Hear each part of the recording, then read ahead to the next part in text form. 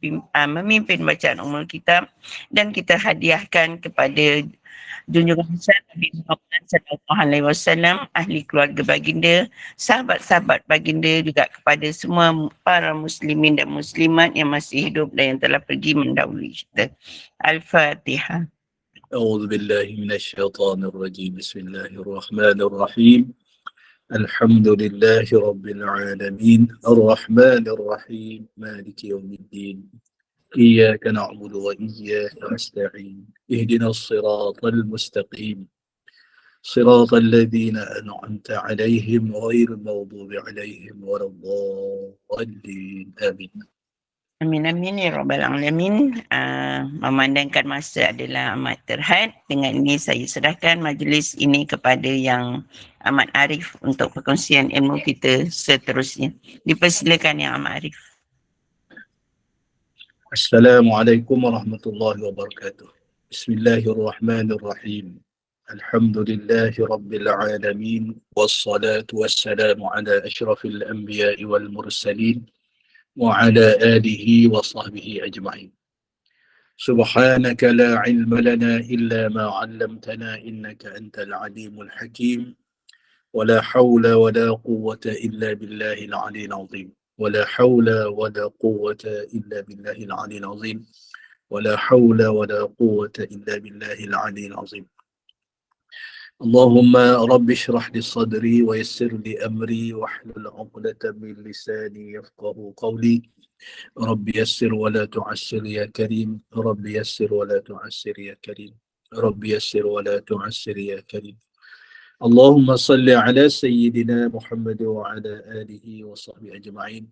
اللهم صل على سيدنا محمد وعلى آله وصحبه أجمعين. أما بعد. Terima kasih kepada pengacara majlis yang saya hormati, Puan Nusniati binti Mansur bersama kepimpinan Gema Nur Iman, hadirin hadirat yang dikasihi dan dirahmati Allah Subhanahu wa taala. Alhamdulillah, syukur pada Allah Subhanahu wa taala.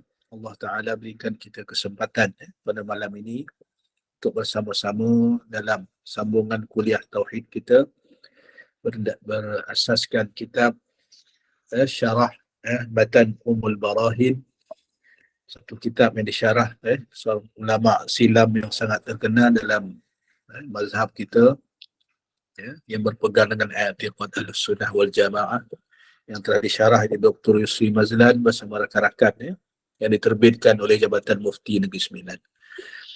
Hadirin hadirat yang dikasihi dan dirahmati Allah Subhanahu wa taala. Mudah-mudahan Allah Subhanahu wa taala merahmati kita pada malam ini, walaupun mungkin tak ramai sebab hari musim cuti. Mudah-mudahan Allah taala mengampunkan dosa-dosa kita, merahmati kita, mengurniakan kepahamannya kepada kita, dan mudah-mudahan kita terus istiqamah dalam menuntut ilmu, insya-Allah. Malam ni kita masuk muka surat 79. Kita masih lagi setelah membicarakan 20 sifat yang wajib, 20 sifat yang mustahil, dan satu sifat yang harus, disambung oleh Al-Imam As-Sanusi dalam kitabnya Matan Ummul Barahin berkaitan dengan dalil akal yang merujuk kepada bukti keesaan Allah Subhanahu wa taala, kewujudan Allah Subhanahu wa taala, dan juga sifat-sifatnya yang lain, berdasarkan hukum akal. Jadi kita masuk pada muka surat 79. Qala al-musannif rahimahullahu taala wa nafa'ana bihi wa bi'ulumihi fid darain amin. Berkata pengarang, kita tengok matan, muka surat 79, berkata pengarang, Bismillahirrahmanirrahim. Wa dalilu hudusil alam mulazamatuhu lil a'radil hadithah min harakatin aw sukunin aw ghairihima. Wa mulazimul hadithi hadisun wa dalilun hudusil a'radi musyahadatu taghayyuriha min adamin ila wujudin wa min wujudin ila adam. Maksudnya dalil alam ini baharu. Dalil alam ini baharu adalah ia melazimi segala arad. Arad yakni sifat yang baharu. Ya. Seperti bergerak, ya, ataupun tidak bergerak, ataupun diam, atau selain keduanya, kedua-duanya. Ingat lagi tak istilah arad ni? Arad ni mana sifat, ya. Sifat kepada yang baharu, sifat kepada jirim, sifat kepada sifat kepada jirim, ataupun apa yang Allah Ta'ala ciptakan semuanya adalah baharu. Jirim. Jadi ada jirim, ada arad, sifat yang baharu seperti bergerak ataupun tidak bergerak, atau selain kedua-duanya, seperti arad ni warna dia, tinggi rendah dia, panjang pendeknya, tu termasuk arad. Sedangkan sesuatu yang melazimi yang baharu, maka ia juga baharu. Jadi apabila ada sifat yang baharu, macam bergerak ataupun diam tadi, ataupun putih ataupun hitam warna, ataupun panjang pendek, berat, ringan dan sebagainya, itu semuanya arad. Jadi bila ada arad yang melazimi yang baharu tadi, maka ia pun baharu. Maka dalil baharu segala arad adalah perubahannya yang dapat dilihat daripada tiada kepada ada dan daripada ada kepada tiada. Daripada hidup pada mati, belum lahir ada, sebelum lahir tak ada, bila lahir ada, kemudian mati tak ada balik. Seolah-olah begitulah. Jadi kita tengok syarah, dalil alam ini baharu tadi, yang dinukilkan dalam matan Umul Barahin tadi ni, iaitu apa dalil baharu? Melazimi segala arad sifat yang baharu, seperti bergerak, ataupun diam, ataupun selainnya tadi. Kita tengok syarah. Berdasarkan matan di atas, Al-Imam As-Sanusi menjelaskan bahawa alam ini terdiri daripada jirim-jirim dan arad.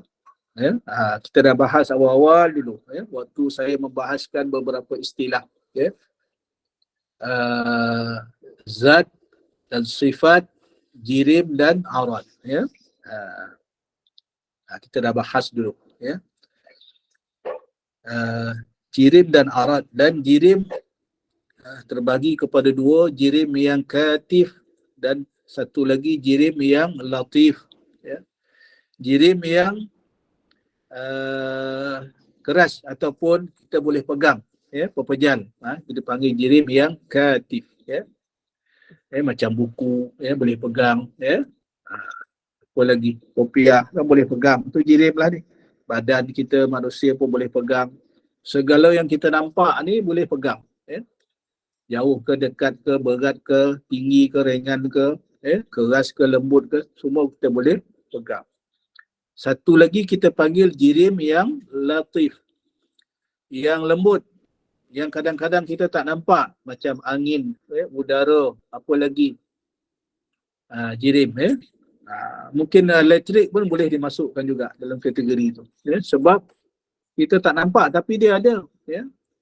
Termasuklah kuman, sel, apa lagi yang kita tak nampak, semuanya ada jirim. Dan bila ada jirim, ni ada arad dia, ada sifat dia, dia bergerak ke tak bergerak, ringan ke berat, tinggi ke rendah, putih ke hitam, apa, itu semua arad. Secara mudahnya dalam syarah, secara mudahnya jirim-jirim adalah sesuatu benda. Sedangkan arad itu adalah sifatnya, benda ataupun pepejal ataupun apa lagi. Kita belajar sains pun sebut jirim juga kan. untuk mudah kita faham. Contohnya, bagi contoh dalam kitab ni. Batu adalah jirim, aradnya pula adalah tidak bergerak. Batu dia tak boleh bergerak sendiri. Itu sifat dia jugalah termasuk.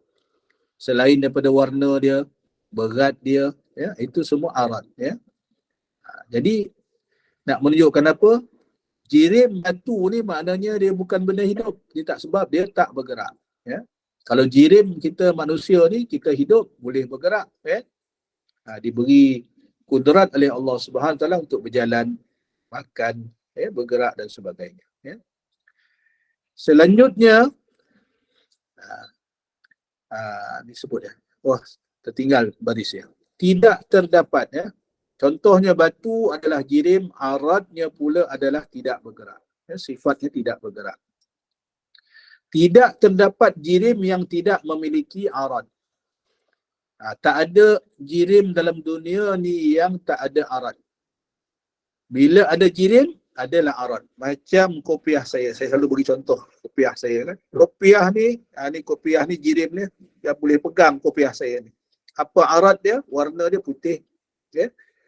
Kalau kita angkat ringan ke berat, ringan je. Sebab kopiah ni ringan, yang berat batu kan. Jadi tidak ada jirim yang tidak memiliki arad. Ni disebut dalam ni.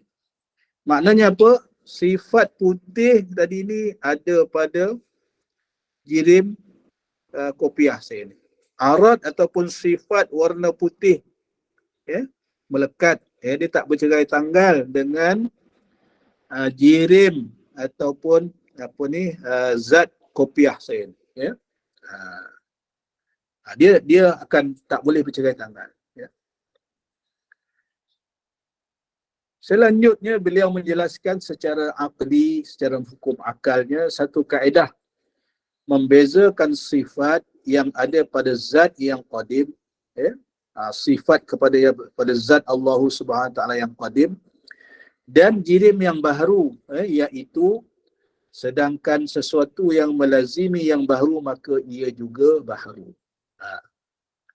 Jadi ini bererti sifat yang terdapat pada zat yang qadim. Maka kedua-duanya sifat dan zat adalah qadim. Manakala sifat yang terdapat pada sesuatu yang baharu, maka kedua-duanya adalah baharu. Boleh faham kot? Mudah aja ni. Nak bandingan zat Allah Subhanahu Wa Taala dengan zat ataupun jirim yang bersifat baharu. Apa beza dia? Beza dia qadim.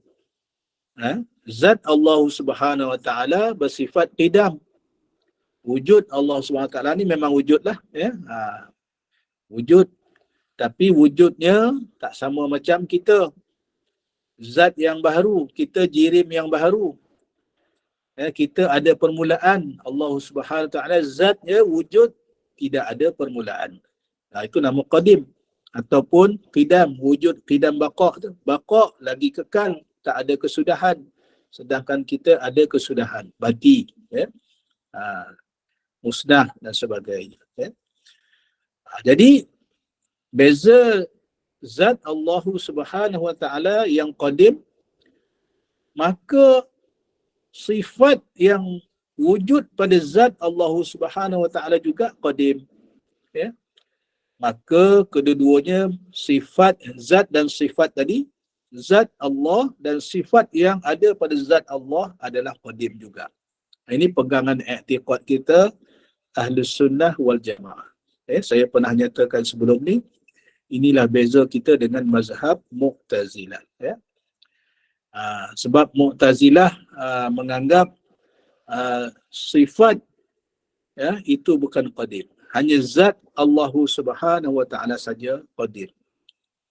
Jadi bagi kita i'tiqad Ahlus Sunnah wal Jamaah pun, bagi kita i'tiqad Ahlus Sunnah wal Jamaah, benda perkara tu tak masuk akal sebab zat dan sifat ni tak bercerai tanggal. Serupalah bandingan yang baharu tadi. Jirim kopiah saya dengan aradnya warna putih tak bercerai tanggal. Jika jirim kopiah ni benda baharu, sifat putih ni pun benda baharu. Ya, dia dua. Itu sebagai perbandingan mudah kita faham. Ya. Jadi yang nak kita faham, bila kita kenal yang baharu ni, baru kita faham. Ya, sebab baharu ni ada permulaan. Ya. Kemudian ada kesudahan. Ya. Kopiah ni takkan kekal putih macam ni. Kan? Kenapa dia punya aratnya pun baharu juga, sama seperti zat ataupun jirim kopiah ni bersifat baharu. Tunggu lagi beberapa bulan ni. Kopiah yang putih ni pun akan bertukar warna. Bertukar warna jadi kekuning-kuningan. Ya. Kalau nak nampak dia cantik balik, bubuh apa? Rendam dengan nila kan. Itu biasa dibuat ya. Dulu-dulu ni baju sekolah. Maklumlah kan, kita nakal sekolah ni, mak-mak kita nak bagi cantik balik baju sekolah yang putih yang dah jadi kelabu asap tu, basuh, gonyoh-gonyoh, bubuh nila. Nampak cantik balik lah. Ya? Tapi pun bukan putih asal.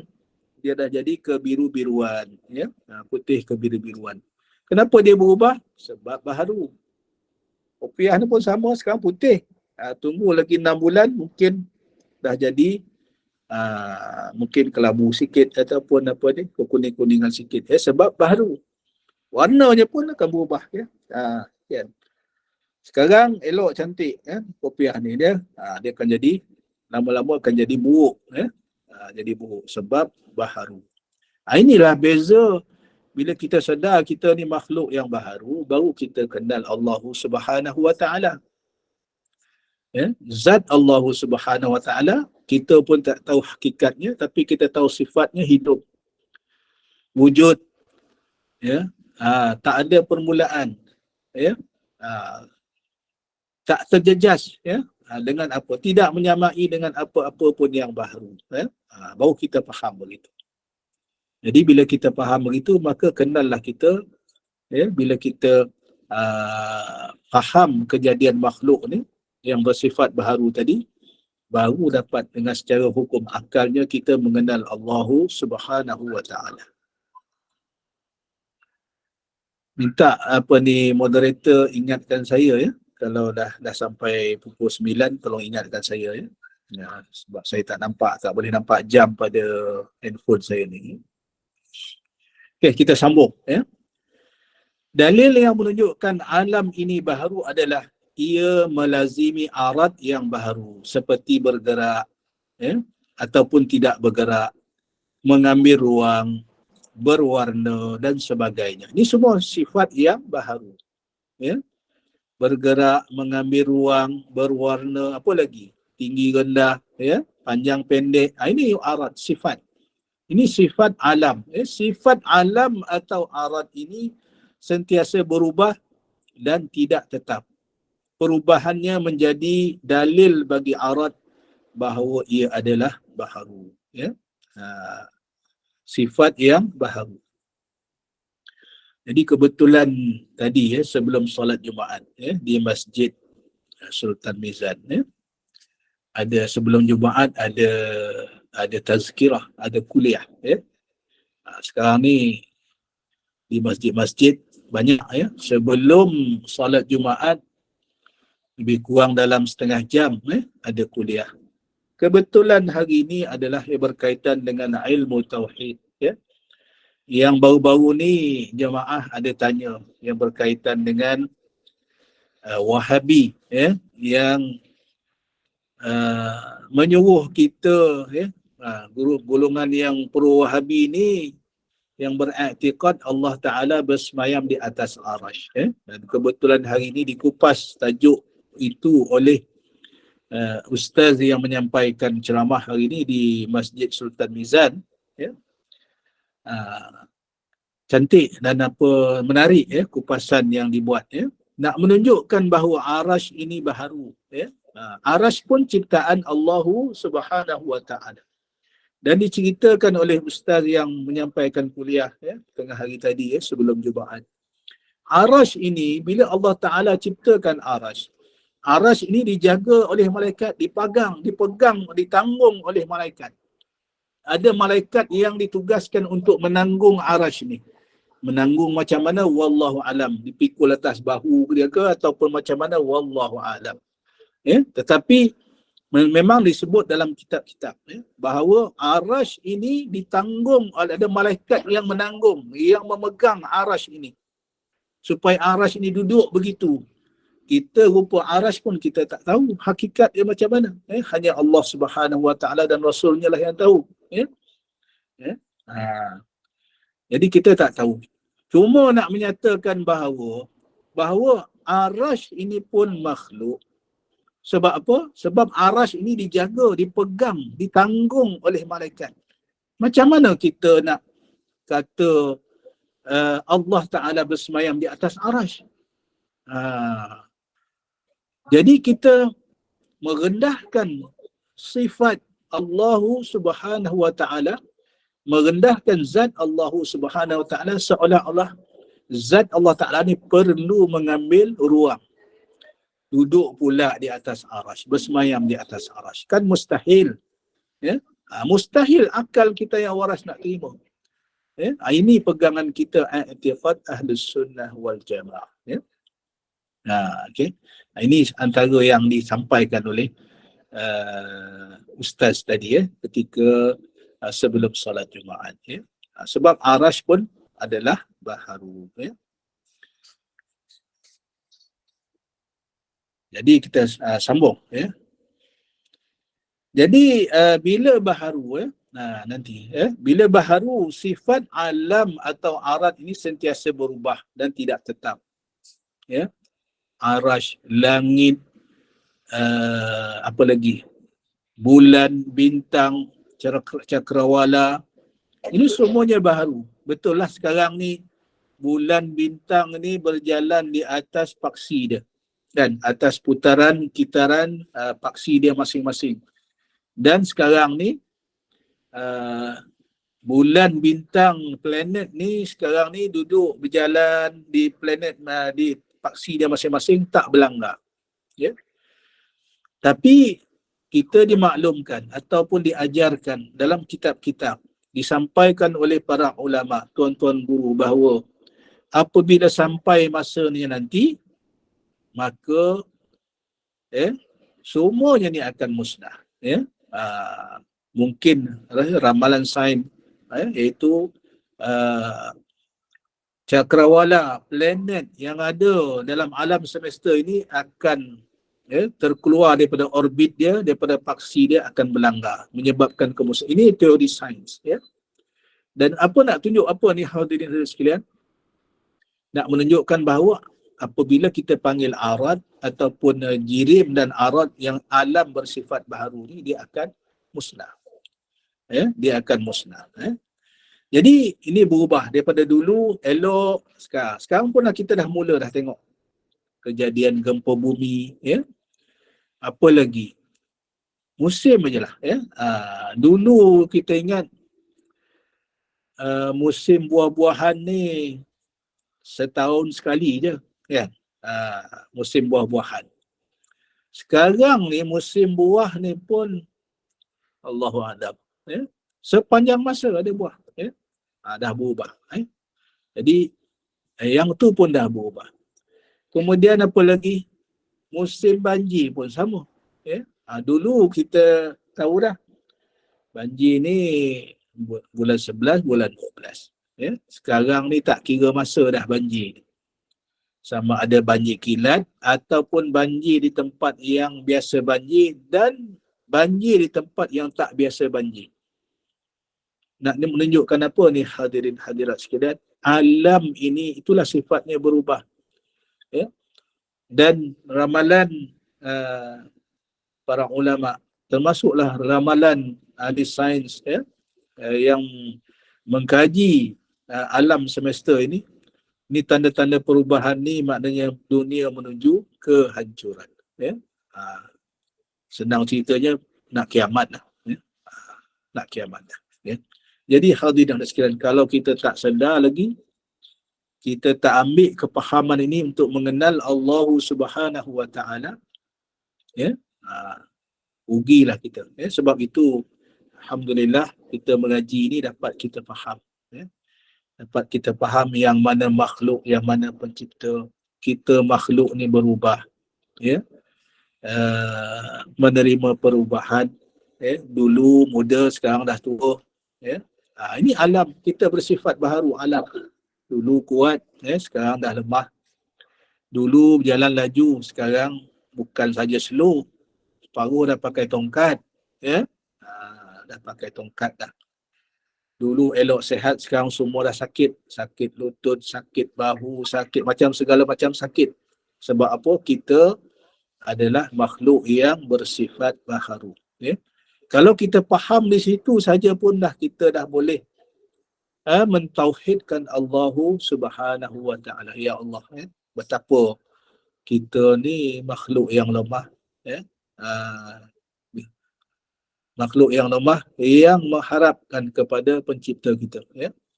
Sebab itu dalam bab tauhid ni, selain kita mengaji sifat 20 ni, 20 yang wajib, 20 yang mustahil, satu yang harus, ulama pecah pula lagi selepas itu. Ada sifat-sifat istighna dan ada juga sifat-sifat yang kita panggil sifat-sifat iftiqar. Apa maksud istighna dan iftiqar? Istighna ni maknanya terkaya Allahu Subhanahu wa taala. Allah Ta'ala tak perlukan kita sebab Allah Ta'ala ni terkaya. Ya? Dan sifat-sifat iftiqar maknanya semua makhluk berhajat kepada Allah Subhanahu wa taala. Kita lah yang berhajat kepada Allah Subhanahu wa taala. Allah Ta'ala tidak berhajat kepada kita. Ya? Itu sifat-sifat istighna dan sifat-sifat iftiqar. Tapi cukup ataupun pada saya lah kita faham sifat 20 ini pun alhamdulillah, insya-Allah, dengan dalil yang kita datangkan, dalil-dalil Al-Quran dan juga dalil-dalil hukum akal, insya-Allah dapat kita faham. Saya nampak di skrin ni Puan Anisah ada angkat tangan. Ada nak tanya soalan ke ataupun macam mana?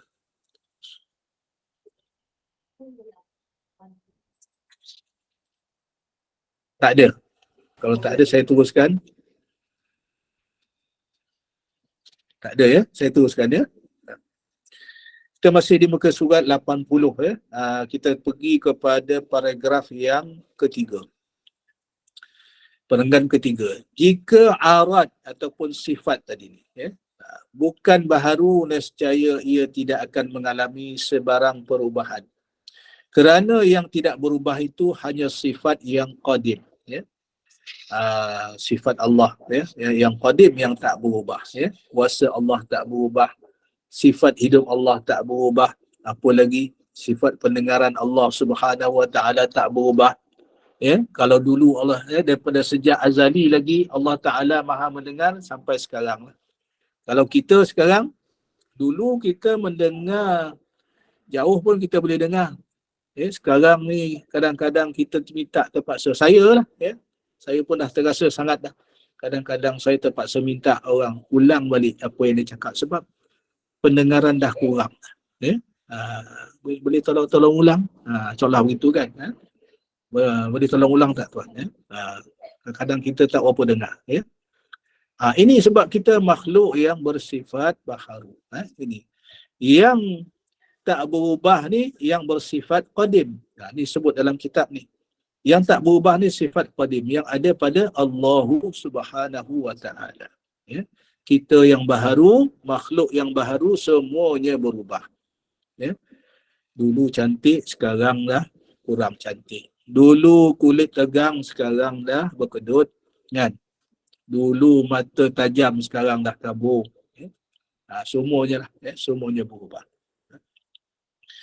Paragraf yang seterusnya. Menurut Al-Imam Muhammad Al-Hudhudi, matan ini melengkapkan syarat ma'rifat yang digariskan oleh ulama, iaitu berkeyakinan yang bertepatan dengan kebenaran berdasarkan kepada dalil. pembuktian yang dinyatakan oleh Al-Imam As-Sanusi di dalam matannya dikira sebagai salah satu pembagian hujah aqliyah.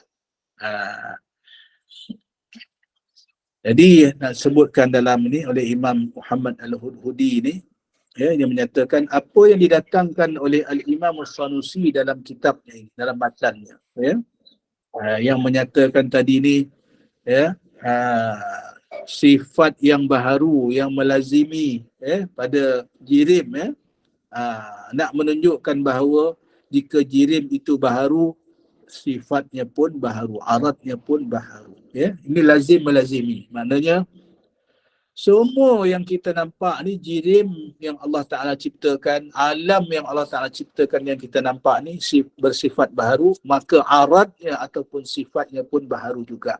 Ya. Ini akal kita boleh timbang sendiri. Ya. Ini yang dikatakan oleh Imam. Ya. Ini berdasarkan hujah aqliyah. Ya. Samalah kita hujahkan bahawa apa dalil wujud Allah Subhanahu wa taala, dalil akalnya adanya alam ini, wujudnya alam ini. Mustahil alam ini dicipta, ya, ataupun terjadi dengan sendiri, ya, maka tentulah ada penciptanya, ya. Ini di segi hukum akal, ya. Boleh ke orang biasa-biasa menciptakan alam ini? Ya? Kita nak buat apa ni, ya, manusia nak mencipta kereta lah, ya. Daripada zaman apa ni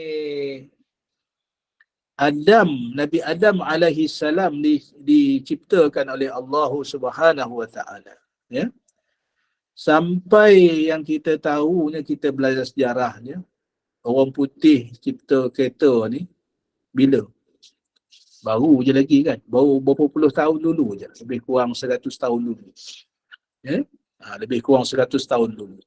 Sedangkan alam ni telah wujud, ya? Allah Ta'ala ciptakan alam ini dah ribuan, puluhan ribu tahun, kita pun tak tahu. Sejak zaman Nabi Adam ni dah berapa ribu tahun dah, kita pun tak ingat, ya? Itu baru nak cipta kereta. Belum lagi nak katakan bagaimana tumbuh-tumbuhan. Ada dulu tempat yang subur, sekarang kering kontang. Dan sekarang terbalik pula. Padang pasir yang kering kontang sekarang pula dah mula pula ditumbuhi oleh tumbuh-tumbuhan. Kan pelik bin ajaib. Siapa yang mencipta? Boleh ke manusia yang mencipta? Ya? Ini dalil akal yang sihat, ya? Dah tentulah kita terfikir di akal kita yang menciptakan ini mestilah mempunyai kekuasaan yang maha agung, ya. Dapat kita capai di situ, itulah Tuhan, ya, yang menciptakan, ya, segala yang kita nampak, yang dulu tak ada sekarang ada, dan bermacam-macam lagi kejadian yang aneh yang Allah Ta'ala ciptakan untuk kita berfikir, ya, dan juga merenung, ya, dan mengisbatkan bahawa itulah, ya, kekuasaan Allah Subhanahu wa taala. Ini yang di segi hukum akal dia, ya. Ia menggabungkan antara dua mukaddimah beserta natijahnya. Maka hujah ini menepati syarat sebagai dalil dalam ta'rif ma'rifat. Bila kita dapat menyimpulkan dengan hukum akal tadi ni, dengan kita berfikir tentang jirim dan arat, kejadian makhluk yang bersifat baharu, menyampaikan kepada kita, akal kita mengenal Allah Subhanahu wa taala. Inilah dia ma'rifat. Apa ma'rifat? Maknanya awwaluddin ma'rifatullah. Awal-awal agama mengenal Allah Subhanahu wa taala. Bila kita dapat keyakinan yang teguh bahawa yang menciptakan alam yang baharu ni, yang berubah-ubah ini adalah zat Allah Subhanahu wa taala yang memiliki sifat-sifatnya yang bersifat qadim. Sampailah tu, kenallah kita tu pada Allah Subhanahu wa taala. Sampai kita kepada darjah ta'rif ma'rifat tadi, mengenal Allah Subhanahu wa taala. Ha. Jadi nak sampai kepada makrifat ini insya-Allah semua orang boleh capai insya-Allah ya. Dengan kepahaman ya, dengan kita belajar dan juga memahamkan ya. Sebab ini tuntutan agama ni. Awwaluddin ma'rifatullah. Awal-awal agama mengenal Allah. Ya, sebab itu wajib belajar ilmu tauhid. Kita i'tiqad Ahlussunnah wal Jamaah ni ya, supaya dapat kita membezakan mana antara makhluk yang bersifat baru dengan Allah, zat Allah Subhanahu wa taala yang bersifat dengan sifat qadim ya. Bila dapat kita membezakan tu, dapat kita faham begitu, sampailah kita kepada darjah ma'rifah. Jadi terlepas kita daripada taklid. Apa taklid? Ikut-ikutan. Ikut-ikutan ni tak diterima, tak pakai ya. Dalam bab tauhid ni kena sampai kita faham ya. Bila kita faham perbezaan makhluk dengan pencipta ya, antara makhluk ya, antara Khalik yang Allah Ta'ala yang maha pencipta dengan makhluk yang diciptakan, sampailah tu insya-Allah ya. Tidak semestinya hafal ya hadirin hadirat sekalian, bukannya kita mengaji ni nak kena hafal satu-satu, memang susah kita nak hafal. Yang mustahak kita faham. Dapat kita bezakan yang mana Tuhan, yang mana makhluk, sampailah tu insya-Allah ya. Kesimpulan, dalam dunia ini, muka surat 81, dalam dunia ini hanya terdapat dua pembahagian yang terbesar, iaitu jirim dan arad ya. Jirim yang kita boleh istilahkannya pepejal lah ya, jirim ni ya. Cuma ada jirim yang latif, yang kita tak nampak ya, tapi dia tetap ada ya. Macam apa tadi, kuman, udara ya, angin ya. Ada dua ya, jirim dan arad. Kedua-duanya dapat kita lihat dan rasai kewujudannya dengan menggunakan panca indera yang dianugerahkan oleh Allah Subhanahu wa taala. Macam mana kita tahu ada kuman? Kita tak nampak ya. Kita guna apa dia? Teleskop ya. Teleskop dan sebagainya kan, yang Allah Ta'ala anugerahkan kepada kita kecerdikan ya. Manusia cipta macam-macam ya. Macam mana pula kita tahu bentuk kuman COVID tu kan, COVID ya. Kuman COVID ni berangkai-rangkai bentuk dia kan. Itu semua ya, menggunakan panca indera yang dianugerahkan oleh Allah Subhanahu wa taala ya. Seseorang yang bijak akan dapat membuktikan kewujudan Allah Azza wa Jalla berdasarkan pemerhatiannya terhadap jirim dan arad tersebut ya. Mereka yang dapat membuktikannya adalah dikatakan memiliki makrifat dan bebas daripada taklid yang saya sebut tadi ni ya. Macam cerita Nabi Ibrahim ya. Nabi Ibrahim alaihi salam ya, ketika Nabi Ibrahim berfikir tentang Allah Subhanahu wa taala ya. Diceritakan dalam Al-Quran ya, bila Nabi Ibrahim pada satu malam melihat bintang-bintang berkelipan di langit ya. Dan Ibrahim menyangka inilah Tuhan ya. Tapi kemudian bintang hilang ya. Kemudian timbul pula bulan ya. Ini ya, bulan ni sungguh cantik ya. Bulan yang cantik, Nabi Ibrahim pun terpesona kan tengok bulan ya. Disebut dalam Quran, diceritakan.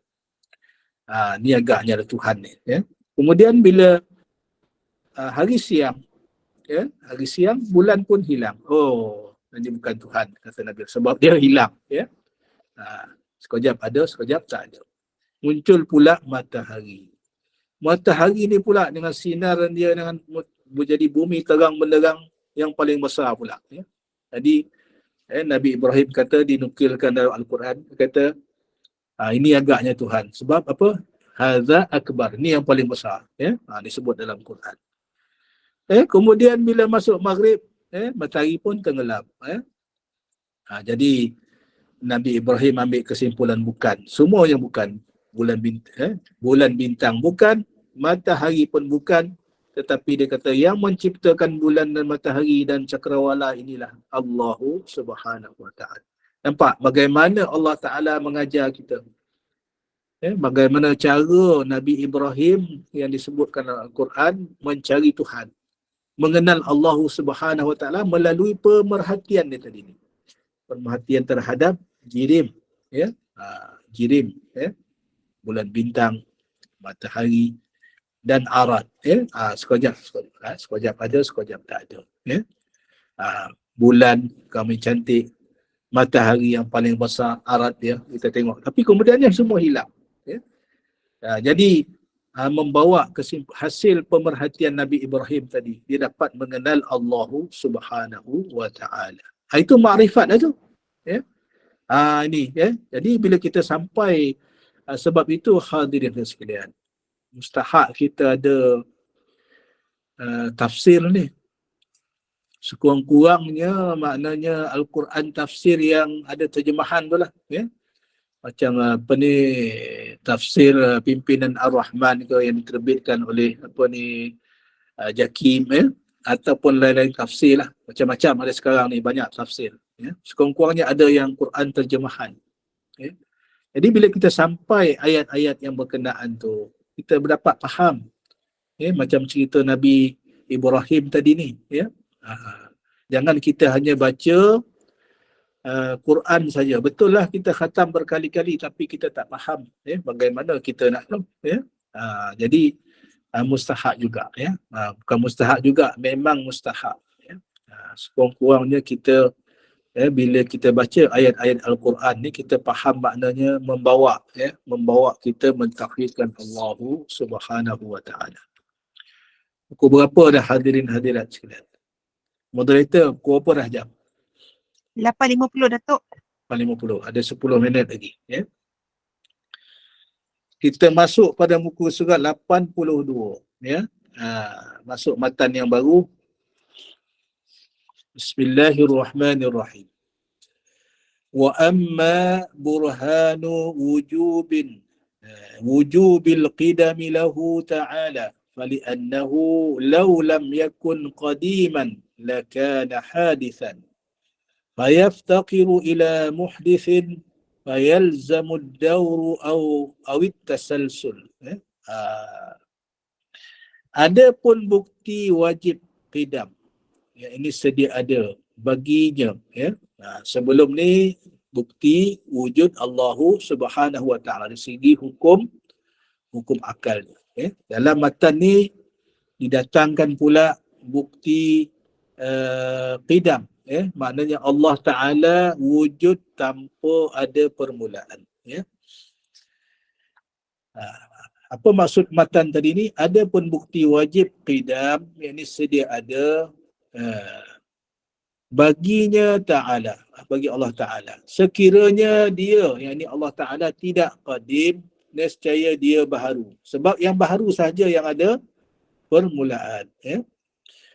Maka dia berhajat kepada yang membaharukannya. Kalau maknanya dia bersifat baharu, maka dia berhajat kepada yang membaharukannya. Macam alam ini. Dia bersifat baharu sebab asalnya tak ada. Maka lazim berlaku daur atau tasalsul. Apa maksud daur ataupun tasalsul ni? Kita tengok dalam syarah ni. Kita tengok. Daur ataupun tasalsul ni maknanya kitaran. Kitaran contohlah kita tengok ayam dengan telur. Siapa dulu? Ayam ke telur ke? Kalau kita fikir tu memang tak habis kita. Itu contohlah. Daur ataupun tasalsul. Ni mana satu dulu. Kita tengok syarah, keterangan. Al-Imam As-Sanusi menjelaskan tentang bukti secara aqli bahawa Allah Azza wa Jalla bersifat qidam. Sesiapa yang menolak sifat ini bererti dia mensabitkan Allah Ta'ala bersifat dengan baharu. Sedangkan sifat baharu itu ialah sifat yang mesti ada pada setiap makhluk kerana ia dijadikan. Sebaliknya sifat baharu tersebut adalah mustahil bagi Allah Azza wa Jalla kerana dia tidak dijadikan. Kerana dia tidak dijadikan. Terjadi dengan sendirinya atau dia menjadikan dirinya sendiri. Ini mustahak kita faham sifat qidam tu dulu. Dulu kita bahas panjang kan. Apa maksud qidam? Allah wujud qidam. Qidam maksudnya tak ada permulaan. Sebab apa? Kita nak fikir pecah kepala pun tak sampai akal kita. Macam mana pula wujud tak ada permulaan? Memang tak sampai akal kita. Yang mudah kita faham sebab dia Tuhan lah. Sebab tak perlu kepada permulaan. Sebab dia Tuhan. Dia yang maha kuasa. Yang ada permulaan ni adalah makhluk. Ini yang Nabi kata, tafakkaru la tatafakkaru tafakkaru fil khalqi wa la tatafakkaru fil khaliqi. Nabi dah ajar. Fikir dan renung tentang kejadian makhluk. Jangan fikir, jangan cuba nak fikir tentang kejadian pencipta, Khalik, Allah Ta'ala lah maknanya. Sampai kiamat pun kita tak dapat, tak sampai akal kita. Contoh dalam bab qidam ni, Allah Ta'ala, apa maksud qidam? Ertinya sedia ada. Apa erti sedia ada? Tidak ada permulaan. Itu maksud sebenarnya. Tak ada permulaan. Jadi mudah akal kita fikir yang ada permulaan ini adalah makhluk. Termasuklah makhluk yang mula-mula Allah Ta'ala ciptakan. Iaitu nur Nabi kita, nur Nabi Muhammad sallallahu alaihi wasallam. Ini makhluk yang Allah Ta'ala mula-mula ciptakan. Kekasih dia, Nabi Muhammad sallallahu alaihi wasallam. Yang lain tu kemudian lah. Maknanya apa? Ada permulaan. Yang ada permulaan ini adalah makhluk. Mudah kita nak faham. Ada dalil akal kita. Jadi memang layaklah Allah Ta'ala tu bersifat dengan sifat qidam dari segi hukum akalnya. Sebab dia Tuhan. Dia tak perlukan permulaan. Yang perlu permulaan ni kita dan makhluk-makhluk yang lain, termasuklah arash, termasuklah syurga, neraka, termasuklah apa yang dahulu sampailah hari kiamat, sampai bila-bila. Yang perlu permulaan adalah makhluk. Itu mudah kita faham. Jadi itu sebab tu dia kata sifat, sedangkan sifat baharu yang ada permulaan tadi itu adalah sifat baharu. Sedangkan sifat baharu mesti ada pada setiap makhluk kerana ia dijadikan. Sedangkan Allah Ta'ala itu yang menjadikan. Jadi secara paragraf yang seterusnya, secara akli, secara hukum akal, setiap yang mawjud hanya bersifat dengan salah satu daripada sifat baharu. Atau secara akli, setiap yang mawjud hanya bersifat dengan salah satu daripada sifat baharu atau qidam, kerana kedua-dua sifat ini saling berlawanan antara satu sama lain. Jadi yang qidam dengan yang yang hadis, dia berlawanan. Yang qidam hanya Allah Subhanahu wa Ta'ala dan sifat-sifatnya, yang bersifat dengan sifat qidam ataupun qadim. Jadi yang baharu akan berlawanan lah. Kita baharu ni maknanya hadis, hadis ataupun baharu. Jadi berlawanan.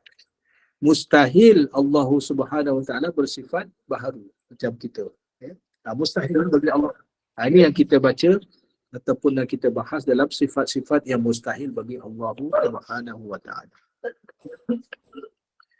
Hal ini dijelaskan oleh Al-Imam Al-Bajuri dan huraiannya iaitu ini hasyiah Imam Bajuri yang mensyarahkan matan Imam Sanusi. Apa kata Imam Bajuri? Anna kulla mawjudin munhasiratun fil qadim wal hadithi famata lam yakun qadiman kana hadithan. makhluk maksudnya sesungguhnya setiap yang maujud itu terhad terhad kepada qadim dan baharu. Apabila yang maujud itu tidak bersifat dengan sifat qidam, maka pastinya ia baharu. Dan apabila yang maujud itu baharu, pastinya ia bukan qadim. Ini mudah aja. Apa yang nak Imam Bajuri simpulkan dalam apa ni rangkaian kata dia ni. Senang yang nak tahu kata. Mana tengok sifat dia. Qadim ke baharu? Mana qadim tak ada permulaan. Jadi apa yang wujud ni qadim ke baharu? Yang wujud yang kita nampak dan yang tak nampak daripada dulu sampai sekarang semuanya bukan qadim sebab ada permulaan. Itu baharu lah. Mudah. Yang bersifat qadim hanya Allahu Subhanahu wa ta'ala. Dah pukul 9 ke? Tuan moderator. Hampir ke Seminit lagi Datuk. Seminit lagi. Boleh saya habiskan sikit lah kot ada sikit lagi InsyaAllah. Ke surat 83. Kalau tak ada soalan lah. Sehingga tak ada soalan atau ada nak soal ke yang berkaitan dengan ni? Ingat boleh kita faham dah kot rasanya insyaAllah. Jika kita mensabitkan Allah Azza wa Jalla bersifat baru, mana lawan sifat qidam sebagaimana makhluk, sudah pasti ada Tuhan lain yang menjadikannya. Kalau Tuhan ada permulaan, maknanya ada Tuhan lain. Dia pun diciptakan oleh Tuhan lain pula. Ini mustahil bagi Allah. Apabila kita mensabitkan pula tidak ada sifat qidam, sudah pasti yang menjadikan Allah itu juga diciptakan oleh Tuhan yang lain yang tidak bersifat qidam. Hal ini tidak akan berani yang kata tasalsul tadi ni. Kitaran tu. Kalau kita kata Tuhan ni pula ada permulaan, maknanya dia diciptakan oleh Tuhan yang lain. Kalau Tuhan yang lain tu pula pun ada permulaan, maknanya dia pun dicipta oleh Tuhan yang lain. Ini sampai bila pun tak habis. Ini dikatakan tasalsul tadi. Hal ini tidak akan berkesudahan selama mana tiada yang bersifat qidam. Jadi sempadannya kita kena faham Allah Ta'ala lah yang bersifat qidam. Kita makhluk yang bersifat baharu. Jadi bila kita faham Allah Ta'ala bersifat qidam, tadi mana tak perlulah rantaian tadi tu, kitaran tadi tu. Kalau tidak, tak berkesudahan. Kalau kita tak sabitkan Allah Ta'ala bersifat qidam. Kalau dia tak bersifat qidam, maknanya dia baharu. Apabila dia baharu, maknanya dia diciptakan. Siapa pula yang menciptakan dia? Maknanya ada Tuhan lain pula. Tuhan lain tu pula, kalau kita tak sabitkan Tuhan tu dengan sifat qidam, dia pun juga diciptakan juga sebab dia baharu. Sampai bila nak habis? Ini disebutkan tadi kitaran daur ataupun tasalsul tadi. Hal yang tidak berkesudahan dinamakan daur yang tiada kesudahan atau tasalsul berantai yang tiada kesudahan. Kedua-duanya adalah mustahil dan tertolak kerana ia menafikan ketuhanan Allah Azza wa Jalla, sedangkan sifat qidam mensabitkan ketuhanan Allah Azza wa Jalla. Kesimpulan, berdasarkan keterangan di atas dapat disimpulkan bahawa Allah Azza wa Jalla wajib bersifat qidam. Kita kena yakin betul-betul. Dalam erti kata lain, Allah Ta'ala itu wujud tanpa ada permulaan dan sekaligus menafikan ada yang menjadikannya ataupun terjadi dengan sendirinya, atau dia menjadikan dirinya sendiri. Hal ini kerana jikalau ada yang menjadikannya, nescaya akan membawa kepada ad-daur tadi ataupun tasalsul tadi. Jadi hadirin hadirat sekalian, mudah-mudahan Allah Subhanahu wa Ta'ala memantapkan kefahaman kita dari segi hukum akalnya untuk mensabitkan sifat qidam bagi Allah Azza wa Jalla. Seingat saya berhenti di sini dululah rasanya. InsyaAllah kita sambung minggu hadapan untuk dalil akal yang seterusnya berkaitan dengan sifat-sifat yang lain. Sifat baqa. InsyaAllah kita bincang balik. Mensabitkan sifat baqa Allah Subhanahu wa Ta'ala secara hukum akal. Jadi tak ada soalan Silakan jemaah jika ada soalan. Satu soalan sempat kot. Allah.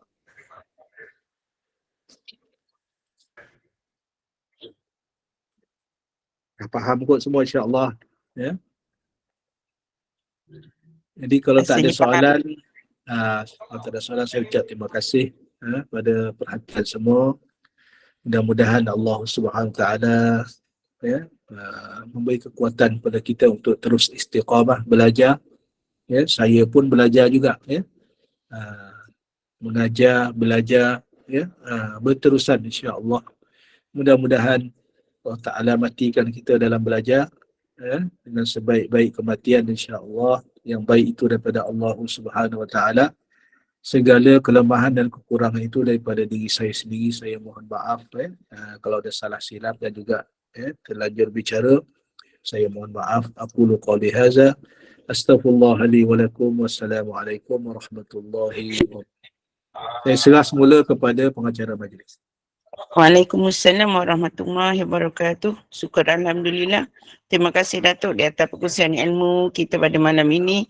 InsyaAllah semoga kekuatan iman kita akan bertambah lagi berkat daripada kita sentiasa berada di dalam majlis ilmu. Lebih-lebih lagi untuk pengajian ilmu tauhid. InsyaAllah. InsyaAllah kita akan bersama Datuk lagi dalam pengajian ilmu tauhid ini pada hari dan waktu yang sama minggu hadapan. Dan sebentar lagi 9 suku kita ada kuliah Isyak bersama dengan Sekejap puan. Datuk. Minggu depan kuliah tauhid saya minta tangguh sebab saya ada majlis, saya ada jemputan majlis kahwin yang dibuat selepas maghrib jadi saya kena hadir. Minggu depan kuliah tauhid kita tangguh boleh ya? Baik Datuk, boleh. Terima kasih Datuk maklum awan.